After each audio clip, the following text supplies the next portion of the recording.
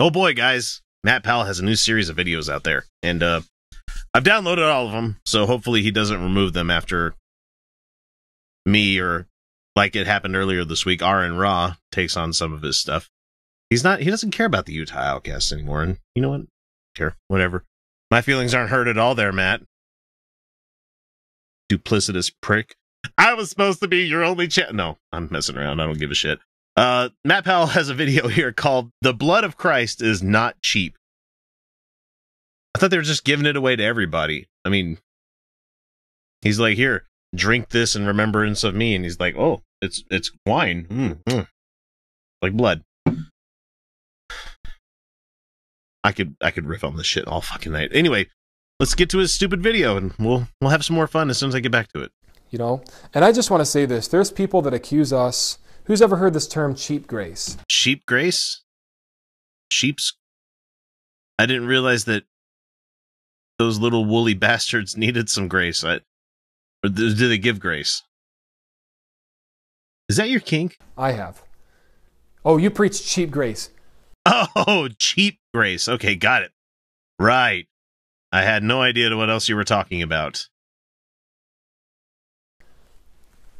Let me tell you something. The blood of Christ is not cheap. Yeah, it is. They're literally giving it away in buildings every fucking weekend. It's cheap. Costs absolutely nothing to me if I attend a church and get some blood. If I take the sacrament, that's me taking Jesus's flesh and blood. And guess what it cost me? Nothing! Because I'm not going to donate to your church. How do you like them apples, asshole? The blood of Christ is not cheap. It is. I just told you that it's really cheap. The blood of anything is usually pretty cheap. I mean, you want a pint of human blood, dude? I can get you a pint of human blood. How dare anybody say such a thing? Oh, almost makes me kind of wish Kyle and Felicia were here for this one. How dare we? Oh, I dare. I dare make fun of your Jesus, your Lord, your Christ, his supposed giving his blood for me. Fuck your God. About the Lord. Say whatever I want. Oh, you preach cheap grace. He gave everything. No, he essentially just gave up a weekend, right? I mean, he did the whole Obi-Wan thing where he's like, strike me down now and I'll come back more powerful than you can imagine. Or I'll become more powerful than you can imagine. Somebody will correct me on that one.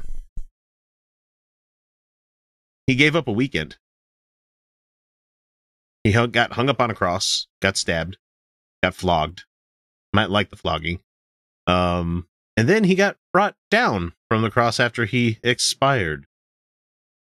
Which, in most cases, I don't think they took people down from the crosses when they were crucified for the most part, because you're supposed to be kind of out there for a warning to other people not to break the laws in that country. Anyway, what else we got, Matt? For me. He gave everything for you. Oh, you teach that it's easy to be saved. Yeah, because Jesus did the hard part. Okay, so I'm confused here. You just said the blood of Christ isn't cheap, but you just said it's easy to be saved. Therefore, if it's easy to be saved, that means that there's a plentiful supply of the blood of Christ. Therefore, supply and demand essentially means that oh, hang on, I can figure this out, guys. Oh, that's right. The blood of Christ is actually pretty fucking cheap. He suffered. Okay, so are we talking that, like, there's some sort of statue of Jesus hanging down in Nerve Central Command, like in Central Dogma, 50-something floors under the fucking earth, and there's a giant crucified Jesus up there, and there's a pool of just blood that's pouring out from him, and they bottle it up as grape juice every week and send it out? What the fuck are you talking about, Matt? When he cried out, "It is finished," it was done. Okay, so why are we still talking about this then? Your savior went out like a bitch. And that's not to call women bitches, I'm just saying. He went out like a bitch. It was done. My sin was paid for. They took his body down, they buried it, but that third day, he rose again from the dead. You got some evidence for that? And that's a historical fact. I'm so thankful. Oh, it's a historical fact. Okay. Where's your evidence for that? Or, you know, where's your, what the hell is the term I'm thinking of here? Where is your accounting of that story that took place at the time that it happened? Not 30 or 40 years later, not 70 years later. When is the account that happened at the time that Jesus was there? Do you have anything like that? That'd be great. I would love to read it. I am so thankful. And the blood of Christ, it's not cheap. This is like the 6th time you've had to say the blood of Christ is not cheap. When, in fact, in your own words, it's plentiful, therefore fucking cheap. You know, people say, oh, you're cheapening the grace of Christ. You're cheapening the blood of Christ by telling somebody that it's just believe and receive. Oh, sweet. That's right. I forgot. You guys in the new IFB. If I was saved at one time and I accepted Jesus as my savior, I'm forever saved. So fuck you guys. I can say whatever I want, whenever I want, and I can be as mean about it as I want to be because I've been saved, Matt. Guess what? I'm having a lot more fun in my life than you are, you prick. You're cheapening the blood of Christ by adding your works in and cheapening his grace and cheapening his sacrifice. No, that...